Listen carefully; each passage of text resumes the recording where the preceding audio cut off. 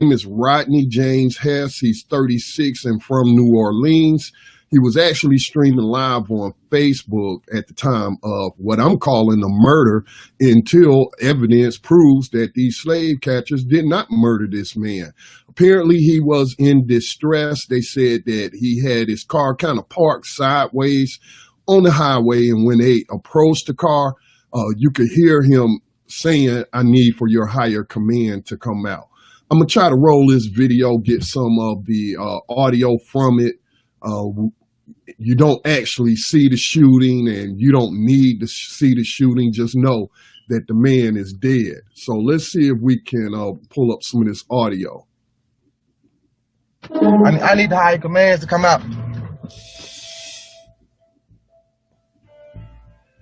See, he had parked his SUV on the off-ramp of a Tennessee highway, so he wasn't even on the highway, but he was parked the wrong way on this. I guess it was either an on-ramp or an off-ramp, and you had the Crockett County. I would like the higher commands.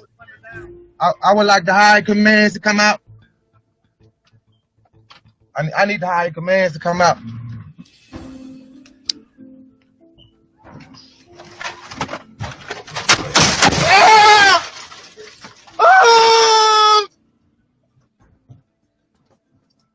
All right, that's all we need to hear.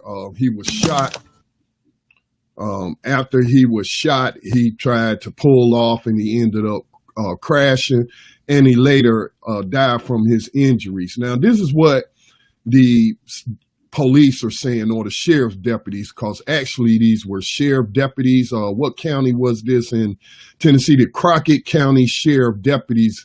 You can see in the video them approaching his car, and he's asking for a supervisor. That's what he means by a higher command to come out. So he's asking for a supervisor. He asked several times for a supervisor, and apparently they did not want to get a supervisor, and they ended up killing this man. Now, the excuse that they're using is that he tried to run over the officers. Now, I didn't see any of that in this particular video, which he was live streaming at the time on Facebook. I did not see his vehicle move at all until after he was shot.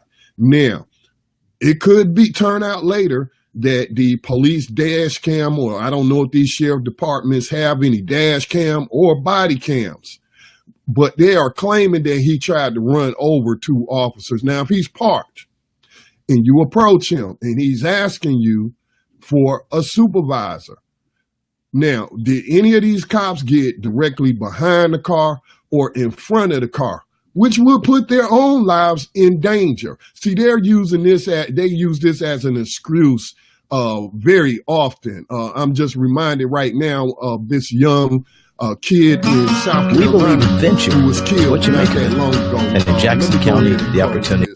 We get a little audio there from the commercial. Sorry about that. But there was a kid, I think his name was Zachary Taylor. Don't quote me on that, but he was in South Carolina.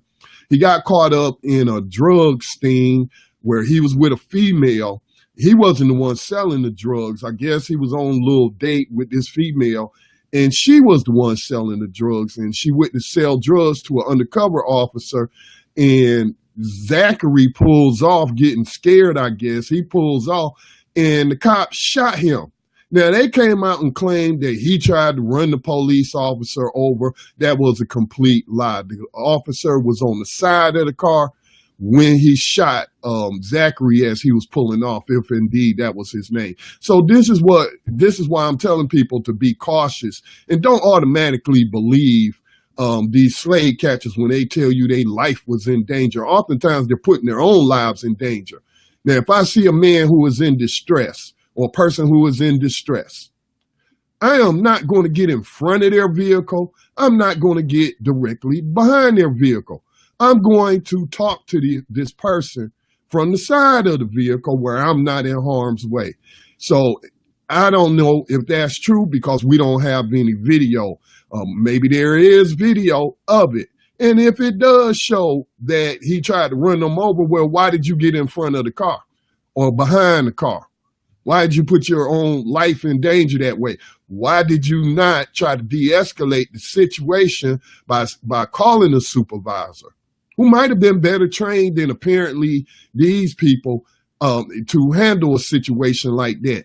You don't know what kind of distress this man was going through.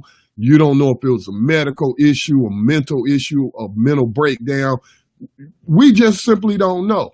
Now, who am I blaming for this?